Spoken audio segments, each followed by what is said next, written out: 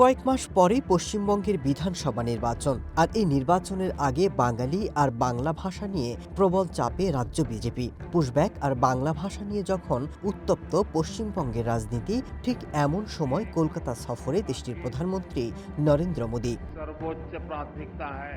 কয়েকদিন ধরে সীমান্তে পুশব্যাক নিয়েও সমালোচনার শিকার হচ্ছেন বিজেপি। বাংলায় এসে তাই তো মোদিও চুপ থাকেননি, জানালেন ভিনদেশিদের তাড়াতে কি করতে হবে। अगर एक छोटा सा কারা তাড়াবে এসব অনুপ্রবেশকারীদের?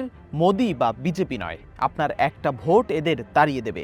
একবার ভোট দিন, এরা নিজেরাই পালিয়ে যাবে। सरकार की किसी कैंटीन में काम करता हो, কয়েকদিন আগে বিজেপির এক কর্মী মন্তব্য করে বসেন, বাংলা বলে কোনো নির্দিষ্ট ভাষা নেই। তারপরই চলছে নানা বিতর্ক।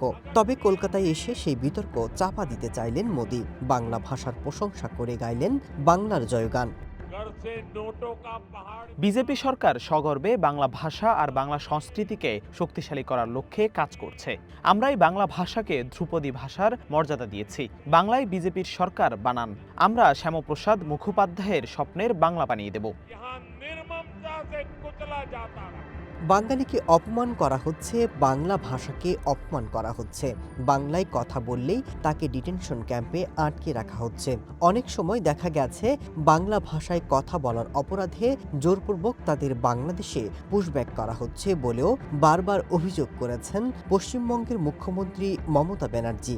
তবে এবার মোদি পাল্টা তৃণমূলের বিরুদ্ধে আনলেন অভিযোগ। মন্তব্য করলেন, অনুপ্রবেশে মদত দিচ্ছে মমতার তৃণমূলই। इतने गिरे हैं।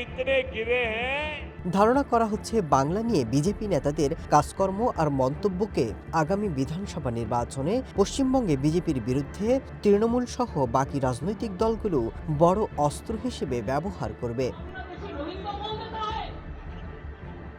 Masud Rana, one international desk.